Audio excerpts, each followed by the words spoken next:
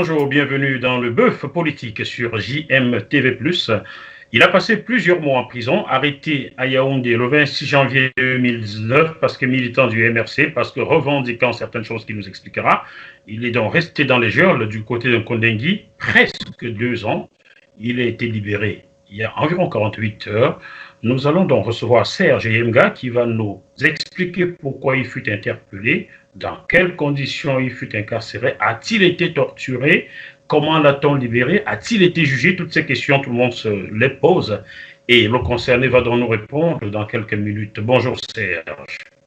Bonjour Monsieur Mofo et merci de m'accueillir sur votre chaîne. Je vous en prie. JMTV+, est une chaîne ouverte à tout le monde. Je dis bien tout le monde. Le diable a sa place sur JMTV+, à condition de répondre à nos questions. Comment ça va, Serge? Oh, assez bien. C'est bien de retrouver sa famille après un long mois, une longue période de séparation. C'est bien de retrouver certaines routines qu'on avait perdues. C'est bien de se sentir libre, même si je considère que cette liberté est éphémère, vu l'état de pourrissement de notre pays.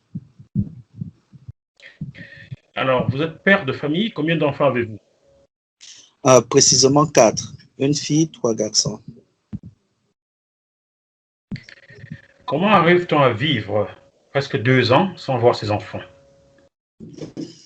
C'est difficile, extrêmement pénible, mais lorsqu'on sait pourquoi on se bat, on se dit, bon, c'est déjà pour eux que je lutte parce que j'espère leur donner une nation meilleure que celle dans laquelle je vis actuellement. Donc, si c'est sacrifier 2 ans pour leur offrir la possibilité de vivre dans une nation plus juste, plus libre, je me dis ça vaut la peine. Alors, on vous a donc arrêté le 26 janvier 2019 à Yaoundé. C'était où exactement? On nous a pris à la poste centrale de Yaoundé, le 26 janvier précisément 2019. Qu'est-ce que vous y faisiez? Nous étions en train de manifester pacifiquement, parce que c'est important ce mot, pacifiquement, contre la guerre au Nozo, contre les détournements de fonds qui ont abouti à ce que nous soyons disqualifiés pour dans l'organisation de la précédente CAN et pour un code électoral consensuel plus juste. Voilà les 3 raisons qui nous ont amenés à descendre dans la rue ce jour-là. Et on vous a donc interpellé. Dans quelles conditions vous a-t-on interpellé? Est-ce qu'on vous a dit, monsieur, vous êtes en arrestation, vous avez le droit de garder le silence, tout ce que vous direz serait... Bref, est-ce que ça a été la procédure normale? Non, on n'a pas eu droit à cela. Le feu préfet, M. Tila, qui est venu nous aborder, nous donnait quelques minutes et après une manifestation. Mais d'un seul coup, il a changé d'avis pour des raisons que lui seul, malheureusement, il est sur la tombe, il est dans la tombe à l'heure actuelle, il ne pourra pas nous dire. Il a demandé qu'on nous verse de l'eau. Après qu'on nous gaze, on a eu droit à tout le bagatelle de mesures de répression possibles. Les coups traînés, certains d'entre nous étaient traînés à même le sol sur le goudron, à balancer dans le des camions avec violence. Et puis, une partie a été amenée au niveau du secrétariat d'État à la Défense et une autre partie, dans laquelle je faisais partie, on nous a conduit au commissariat central numéro 1. Où le commissaire qui était à cette période-là en charge de cette affaire est malheureusement également décédé à l'heure actuelle. C'est bizarre, tous décèdent.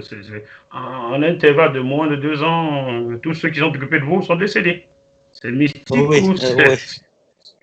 Non, je dis c'est la main de Dieu parce que je prends le cas du régisseur qui était un monsieur de ma communauté, parce que je suis Bassa, et qui, en m'abordant, m'a fait remarquer une chose amusante, qu'est-ce que je faisais dans les affaires des Bamileke, parce qu'il faut comprendre que c'est un régime fortement tribaliste qui fait tout pour tribaliser la vie politique, la vie sociale dans ce pays.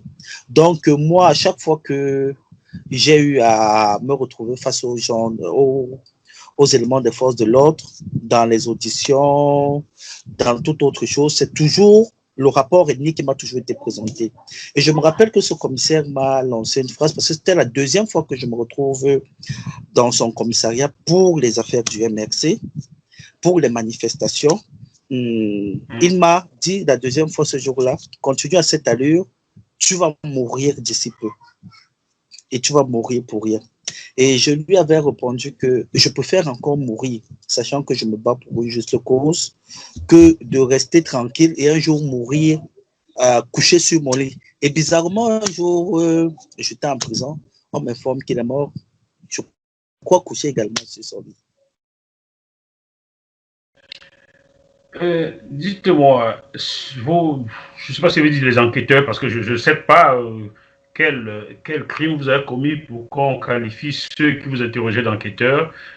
Ces agents de force de l'ordre qui vous interrogeaient, je suppose qu'ils étaient ethniquement liés au régime en place. Est-ce le cas? Moi, par exemple, pour le commissariat central numéro 1, j'ai été interrogé ce jour-là 3 fois. Je le raconte même dans le roman que j'ai publié. J'ai eu à subir une première interrogation, un premier interrogatoire qui a été fait.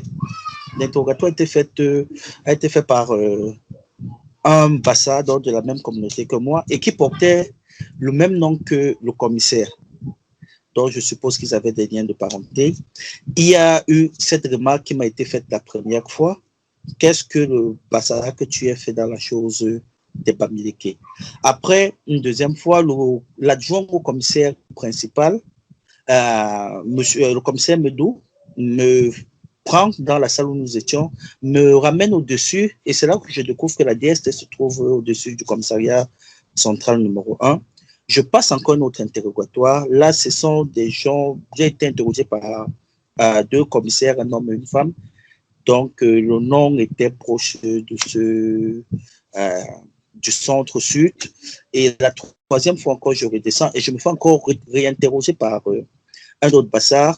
Et ce sont des injures sur ma bêtise d'être dans les affaires des Bamileke, des mots déplacés dans ce sens qui me sont lâchés à tort et à travers.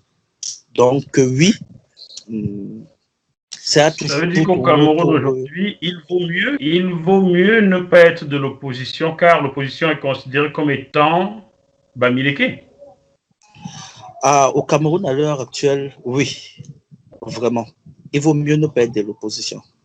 Il vaut mieux ne pas être de l'opposition. Vous leur direz que moi, Jacques Moifo, moi, Bamileke, je vous adopte comme petit frère. Vous, Bassa, vous leur direz cela. Je garderai ceci au montage. Qu'est-ce que c'est que ces histoires? On a des idées. Lorsqu'on a des idées, on ne peut pas.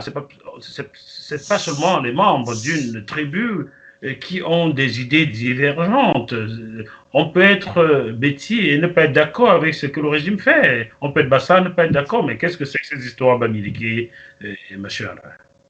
Et je peux vous garantir qu'il y a beaucoup de bêtis qui ne sont pas d'accord avec ce régime. Il y a notre AP qui se trouve du côté de Bolova, qui est en prison à l'heure actuelle, je crois en faux, qu'on a affectueusement surnommé Mama Pilon, qui avait demandé aux populations du Sud de se lever. Vous savez, à l'heure actuelle, elle est condamnée très vite, son procès s'est passé très vite, elle est condamnée à l'heure actuelle à 2 ans de prison. Parce que effectivement, dans l'optique, dans la mentalité du régime, il faut faire croire que ceux qui s'opposent au régime actuel sont d'une sphère ethnique spécifique. Ce qui fait que je ne cache pas, si ça n'avait pas été sûrement mon deuxième cas, ma deuxième arrestation au niveau du commissariat central numéro 1, j'aurais été libéré. Parce que j'ai même été libéré, mais on m'a rappelé parce qu'il y avait une dent contre moi. Il y avait une dent contre moi. La première fois, nous avons fait une manifestation au niveau de la cathédrale. J'avais même été le seul de nous tous qui avait été conduit au commissariat central numéro 1. Les autres avaient été conduits à la DRPG. Moi, au commissariat central numéro 1, où j'avais d'abord subi des violences sur ma personne. Et je m'étais même plaint contre ça. Et avant qu'on me renvoie à la DRPJ auprès de mes autres camarades d'infortune ce jour-là. Donc, c'était le deuxième cas. Mon nom était déjà présent au commissariat central numéro 1. Donc, l'optique, c'était me faire payer. Parce qu'il faut savoir que nous sommes entrés plus de 200 ce jour-là en prison. Et Le tri se faisait au nom et au faciès également. Il faut savoir, lorsqu'on avait un nom à consonance béti ou nordiste ou du Grand Nord, on se faisait libérer. Je ne dis pas que nous tous qui avons été gardés, lorsque j'essaie de regarder, nous avons été deux, oui, qui étions d'une autre sphère ethnique que du Nord, que de l'Ouest. Nous avons été juste deux, parce qu'on a gardé, je crois, 19 d'entre nous qui avons été condamnés, qui avons été conduits à la prison centrale de Kondengi après les événements du 21 janvier 2019. Mais le reste était de l'Ouest parce qu'on veille toujours à garder la consonance tribale lors des arrestations. Ceux qui sont condamnés sont toujours de l'Ouest. Et on veille à libérer, oui, tous ceux qui ne sont pas de l'Ouest. Parce qu'il faudrait que dans l'imagerie populaire, il ressorte que ceux qui sont en train de manifester sont uniquement d'une sphère ethnique. C'est ça qui est recherché en fait. Est-ce que ceux qu'on a libérés parce que n'étant pas des Banyuléké ont gardé un contact avec vous? J'en ai quelques-uns, oui, avec qui je communique encore, avec qui j'ai gardé contact, oui. Vous leur direz, et je garderai ceci au montage, que je souhaiterais les avoir en interview, car mon rôle de journaliste, c'est d'investiguer. Ce que vous dites, je dois investiguer afin de donner la bonne information. Vous leur direz que je souhaiterais les avoir en interview, qu'ils me disent, qu'ils me confirment ou infirment ce que vous dites là. Est-ce que c'est possible? Bien sûr. Pardon. Bien sûr, je reviendrai vers vous après avoir discuté avec eux et vous pourrez clairement les interroger. Mais il y a un cas patent. Le cas Mamadou Mota, qui est un cas assez clair, il est arrêté le 1er juin avec Sa Majesté Biloifa et le docteur Okor. Mamadou Mota se retrouve à être au tribunal militaire. Eux, ils se retrouvent pour le même cas à être jugés en OTPI. Quelque temps plus tard, Sa Majesté se fait libérer pour les mêmes faits accusés. Il a été arrêté au même endroit que Mamadou Mota, mais Mamadou Mota se retrouve à rester en prison pendant que Sa Majesté se retrouve dehors. Pour les mêmes cas. On n'aurait pas souhaité que Sa Majesté soit enfermée. J'aimerais bien que quelqu'un de ce régime m'explique pourquoi deux personnes sont interpellées pour les mêmes faits soi-disant. L'un est libéré, l'autre est emprisonné. Alors, et surtout jugé dans deux cours différentes. Hein? Deux cours différentes. Mamadou Mota s'est retrouvé au tribunal militaire. Au tribunal militaire. Et c'est vrai que les derniers manifestants du 22 novembre passé se retrouvent. Septembre. Pardon. 22 septembre se retrouvent également au tribunal militaire. D'autres, dans leur chef d'accusation, notent des histoires comme absence de carte d'identité. Je ne savais pas que l'absence de carte d'identité dans notre pays amène au tribunal militaire. Alors, chers téléspectateurs, pour avoir travaillé sur l'établissement des cartes d'identité et des passeports au Cameroun, je peux vous avouer ici que c'est le parcours du combattant pour obtenir une carte d'identité au Cameroun. Certains payent jusqu'à 50 000 francs CFA pour qu'on la leur délivre. Et il y en a qui restent avec des récépissés un an et demi sans avoir l'original. Pour les passeports, c'était devenu un commerce dans lequel les plus hautes autorités étaient trempées. Regardez ces émissions avec Alain Bellat sur les passeports et les cartes d'identité sur GMTV+, vous les trouverez. Donc, si on interpelle quelqu'un pour défaut de carte d'identité et qu'on le garde, c'est une double peine, car ceux qui sont chargés de délivrer ces cartes d'identité sont ceux qui vous interpellent et vous gardent pour défaut de carte d'identité. Allez comprendre. Vous y comprenez quelque chose, Serge? Non, rien du tout. Ce pays, on a l'habitude de le dire, c'est le pays des grands mystères, des grandes incompréhensions. Donc, on refuse de faire avec. On espère le meilleur pour notre pays. C'est pour ça que nous continuons à nous battre. Je vais vous donner une information. Il y a des éléments, en ce moment, il y a des éléments envoyés par le régime du Cameroun en France pour s'occuper des opposants ou des journalistes qui sont de libres penseurs et qui donnent librement la parole, comme moi, comme J. Rémingono. Donc, sachez-le, nous sommes au courant que vous êtes là. Nous savons, moi, je sais que j'ai été suivi. Aujourd'hui, nous sommes le 8 décembre 2020. Je sais qu'aujourd'hui, j'ai été suivi. Sachez que les gars de mon quartier vous attendent. Je sais que vous allez essayer de saboter peut-être mon véhicule ou quoi que ce soit. Et on vous a à l'œil. Voilà, c'était une parenthèse tout simplement. Alors, Serge et Yemga, quelles étaient vos conditions de détention? Elles n'ont pas été les meilleures. Elles n'ont pas. Vous savez, on a bénéficié déjà d'un traitement de faveur. Je raconte cela dans un livre que j'ai commis et qui sera. Je peux me permettre? Bien sûr, bien sûr, oui. D'accord, merci. Et je raconte cela dans un livre que j'ai commis et qui sera à la fin de ce mois, à Douala précisément. Où je raconte, c'est vrai que je ne m'y attarde pas uniquement sur ma détention, mais je raconte un peu ma vie politique avec les événements marquants. Mais pour revenir sur votre question, les conditions de détention ont été extrêmement pénibles.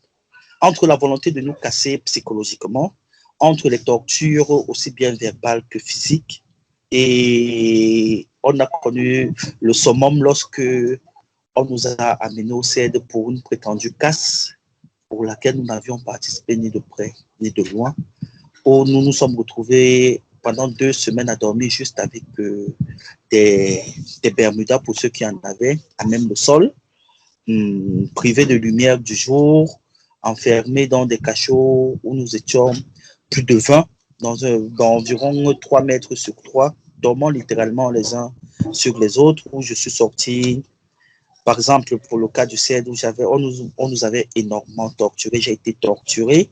Je me suis retrouvé avec un testicule qui avait été perforé sur les coups sous les coups que je subissais. On a connu l'enfer, mais nous sommes sortis de l'enfer toujours convaincus que le combat que nous menons est le meilleur. Parce que si pour nous on en parle, combien de non-nés subissent cela en longueur de journée sans que personne ne s'alarme et personne ne s'aille de crier un halo pour stopper cela. Je pense que nous méritons mieux dans ce pays. Je pense qu'il est nécessaire que nous nous battions pour changer véritablement les choses. Les Camerounais ne sont pas des bêtes de somme. Nous sommes tous des humains et cette nation appartient à tout Camerounais, qui soit né au nord, qui soit né au sud, qui soit né à l'est ou à l'ouest. Il doit se sentir libre de s'exprimer, de dire ce qu'il pense. Parce que la réponse à une expression démocratique ne saurait être la violence. Nous, on a subi la violence juste parce que nous émettions un point de vue divergent de celui du régime d'en place, d'en face. Nous n'avons jamais rien cassé, nous n'avons jamais violenté qui que ce soit, mais nous avons subi les pires tortures, les pires violations qu'un être humain peut subir sous une dictature. Comptez-vous déposer une plainte pour ces tortures-là? Même si on sait comment la justice au Cameroun fonctionne, peut-être ne serait-ce que pour la femme, il serait bien de déposer une plainte. Est-ce que vous avez l'intention de le faire? Bien sûr, bien sûr. Avec le collectif d'avocats, nous avons pris ce chemin depuis fort longtemps. Par exemple, au sortir du CED, on a pu prendre quelques clichés de mon testicule qui était foncièrement abîmé. Un huissier est venu. On a dû le faire même en cachette parce qu'on empêchait et aux médecins de venir nous voir et à nos avocats même de nous rencontrer. On a dû le faire lors d'une parodie de procès qui nous a vu être condamnés à 3 ans sans preuve, sans même avoir eu la possibilité de passer à la barre. Le juge, je retiens son nom, les juges qui se sont chargés de nos dossiers, ils étaient en mission. Le juge pour cette condamnation s'appelait M. Ngoba. Après cela, il a été promu. Il se retrouve à l'heure actuelle à Douala. Il a été promu lors des dernières nominations au niveau de la magistrature parce qu'on considère qu'il a fait du bon travail. Je n'ai pas eu, nous n'avons pas eu, et j'étais dans le même, c'est le même juge qui m'a jugé, moi, avec, par exemple, Wilfried Sioué, l'allemand. Nous n'avons pas eu la possibilité de passer à la barre, donner notre version des faits. Il nous a retiré cela. Nos avocats n'ont pas eu la possibilité de se faire entendre. Non, nous sommes arrivés. Le procureur a raconté sans présenter la moindre preuve de notre culpabilité. Il s'est levé, il a dit qu'il y a suffisamment d'éléments. Il ne nous a pas donné la parole. Il nous a condamnés à 3 ans. On arrive en appel également. La juge qui est chargée de notre affaire, parce que c'était une collégialité, elle également dit à nos juges qu'il y a des preuves et à nos avocats qu'il y a des preuves et que les preuves sont suffisantes. Nos avocats demandent, est-ce qu'on peut au moins voir les preuves qui accusent nos clients? Elle dit, moi je valide ces preuves. Donnez-moi son nom, il faut donner leur nom. Comment elle s'appelait cette dame?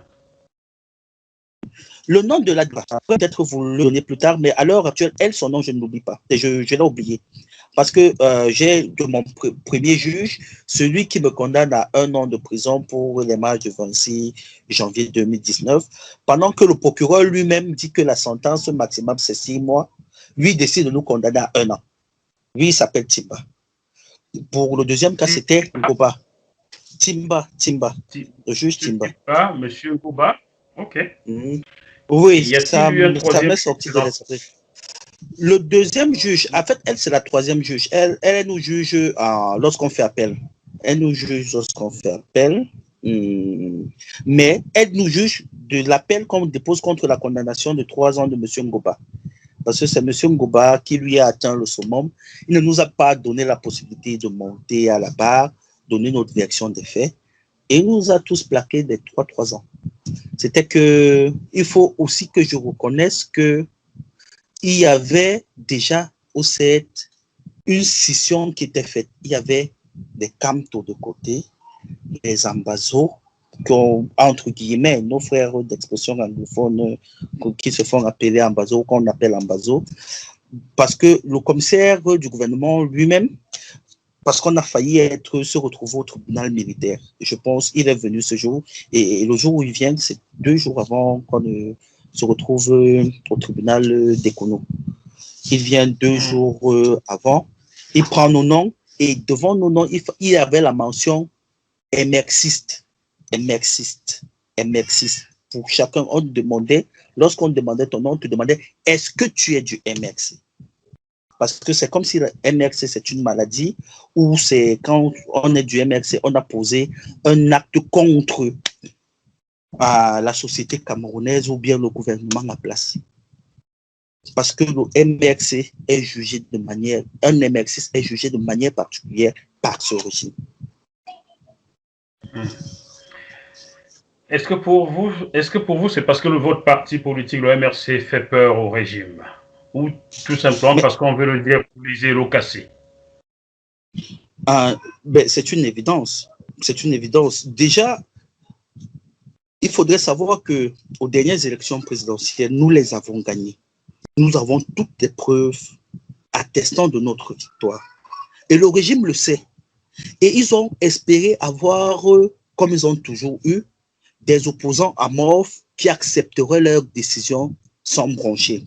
Ils ont voulu nous amener sur le pont de la violence, nous avons refusé. Je tiens ici à rappeler que il y a de cela, quelques temps après la victoire du président Kamto, malgré le fait que le Conseil constitutionnel lui a volé cette victoire, il y a eu un groupement d'hommes armés qui s'étaient rapprochés du président et de son équipe pour vouloir mener une révolution armée à l'intérieur de ce pays. Et c'est le porte-parole qui en parlait, M. Bibou Noussak, lors d'une interview dans une chaîne de télé, et qui disait, c'est le président lui-même qui a appelé les autorités locales actuelles pour leur dire que voilà des personnes qui ont des projets insurrectionnels contre la nation. Je ne peux pas, moi, en tant que légaliste, laisser cela prospérer.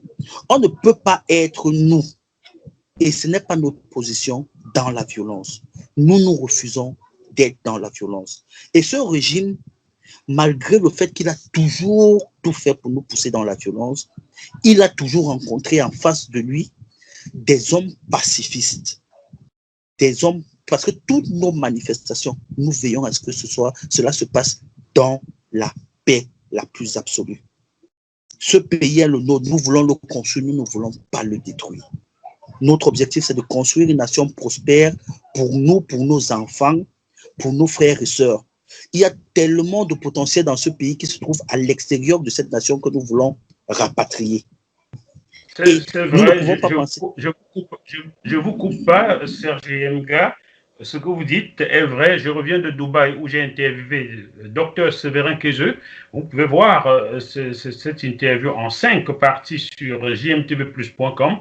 Docteur Séverin Kézeux vient d'inventer Kézan. Il est déjà l'inventeur du système anti-collision de tout objet mobile aujourd'hui utilisé par l'armée française et l'armée américaine. Il a inventé, il avait 22 ans et demi, il était de nationalité camerounaise quand il a inventé le système anti-collision. Aujourd'hui, il vient d'inventer Kézan, qui est au-dessus de Google, de Facebook et de WhatsApp réunis. C'est breveté aux États-Unis, c'est installé à Silicon Valley. Nous allons tous utiliser Kézan. Ça, pour ce 21e siècle, personne ne va y échapper, même la maman qui vend les beignets au quartier. Ce monsieur est venu au Cameroun il avait 1,5 milliard pour investir. La mentalité de ce régime et du pays l'a fait fuir. Voilà, donc vous avez raison de dire, il y a beaucoup de cerveaux camerounais à rapatrier, mais comment faire avec un tel régime qui condamne des gens sans preuve? Est-ce possible de rapatrier des cerveaux camerounais sous ce régime? Mais le cas Wilfried Sio est clair. Croyez-vous qu'après ce que notre frère Wilfried Sio a subi, vous aurez le courage, vous de la diaspora, de rentrer dans ce pays et investir?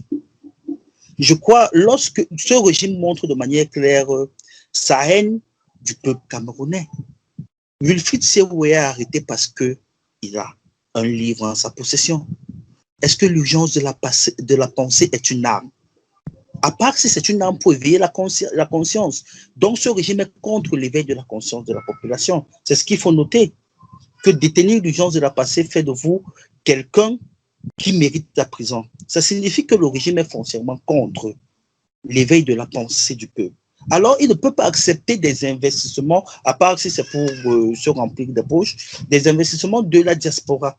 Je ne suis pas en train de décourager les Camerounais de la diaspora de venir investir au pays. Nous nous battons pour créer des conditions pour qu'ils viennent massivement développer cette nation. Je suis convaincu que sous la présence du président Kamto, en 5 ans, maximum 10 ans, nous allons réussir à effacer les 30, voire 40 ans du régime RDPCiste et un Cameroun nouveau naîtra. Nous sommes foncièrement en retard, malgré le fait que nous avons sûrement la diaspora la plus dynamique d'Afrique. Il est temps que nous nous mettions ensemble. Il est temps que nous taisons surtout les appels au repli identitaire et tribal. Parce que c'est ça. Le régime nous a suffisamment inculqué que l'autre est l'ennemi. Non, un autre Camerounais ne peut pas être l'ennemi d'un autre Camerounais. Nous partageons tous une même mère qui est le Cameroun. Cette terre est la nôtre. Un Camerounais qui investit à l'ouest, à l'est, au nord, au sud, il investit d'abord pour des Camerounais.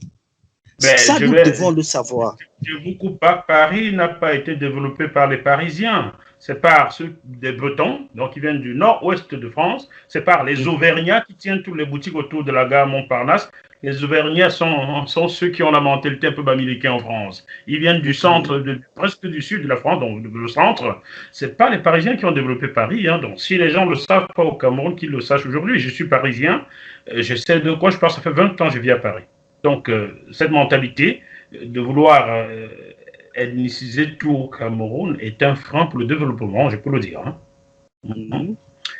Maintenant, on vous sent toujours plus déterminé, on vous sent plus déterminé qu'avant. Êtes-vous toujours du MRC, Serge Yenga? Je ne quitterai jamais le MRC. Je ne vois pas de raison pour laquelle quitter le MRC. Le MRC répond à toutes mes attentes en tant que Camerounais qui aspire au meilleur pour mon pays. Et je ne peux pas quitter un parti qui me comble, qui montre autant de solidarité, parce que là, nous sommes dans une grande famille. Vraiment. Je ne me sens pas moins Camerounais en étant au MRC qu'ailleurs. Je me sens vraiment Camerounais. Je me sens utile. Mon potentiel est utilisé. La jeunesse, qui est le socle d'une nation qui veut se construire, trouve sa place. Vous pouvez le noter au travers des différents actes que le président pose. Vous pouvez le noter au travers des différents mouvements portés par la jeunesse. Parce que, par exemple, moi, avant d'être arrêté, j'étais leader d'un mouvement qui s'appelait Jeunesse engagée. Là, à l'intérieur, nous retrouvions des jeunes énormément dynamiques.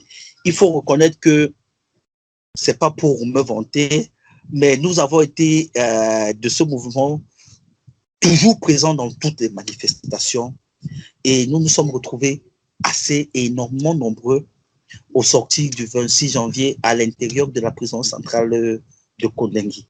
Et j'ai été content de voir des jeunes autant impliqués, autant solidaires derrière un leader que nous portions avec force et que nous allons continuer à porter parce que c'est un fait. La seule chose qui pourrait empêcher que Serge Yemba continue de soutenir le MRC, c'est que Serge Yemba se retrouve à 2 mètres sous terre. Mais même à 2 mètres sous terre, je veillerai toujours à avoir sur moi un emblème du MRC avec lequel je partirai. Pour moi, c'est un plaisir et un honneur d'être militant de ce parti. Attention, on pourrait venir à vos obsèques et interdit de voir un tissu du MRC sur vous.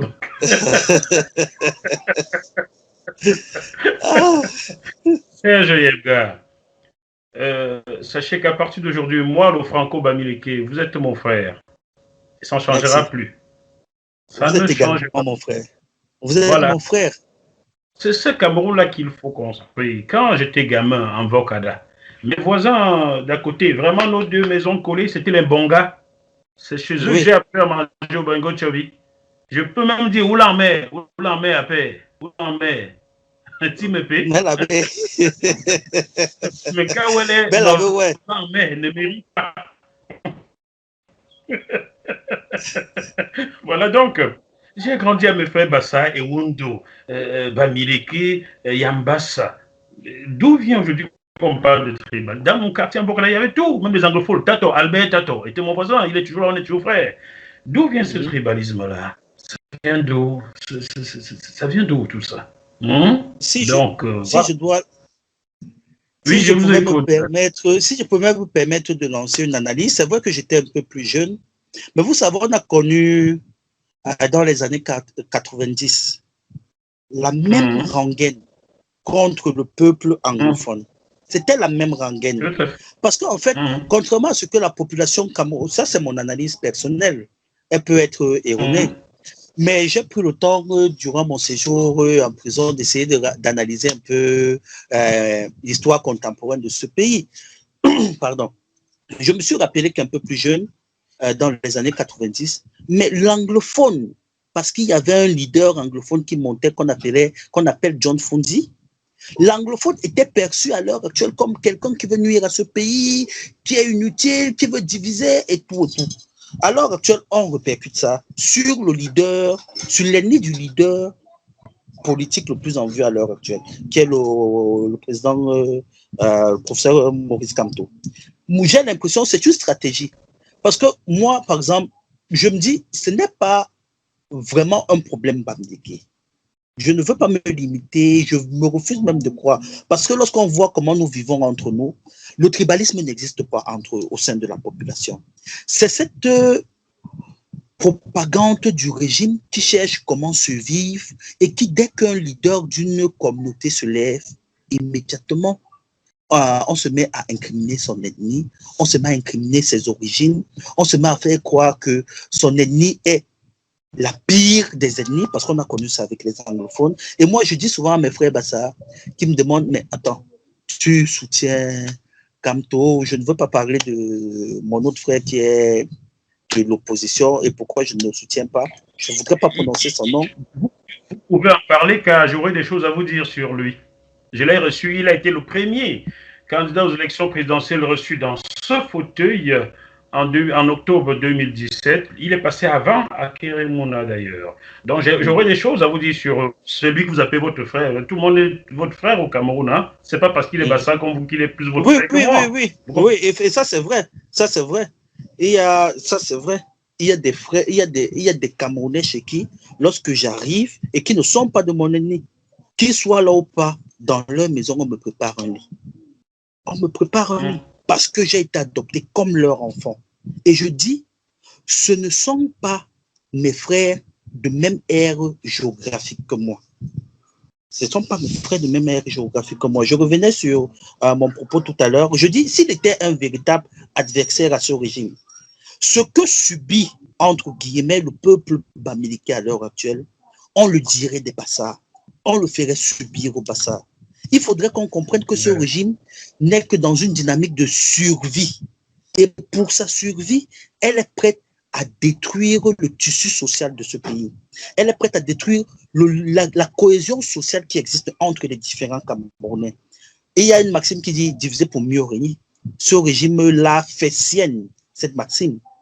Ce régime vit avec cette maxime.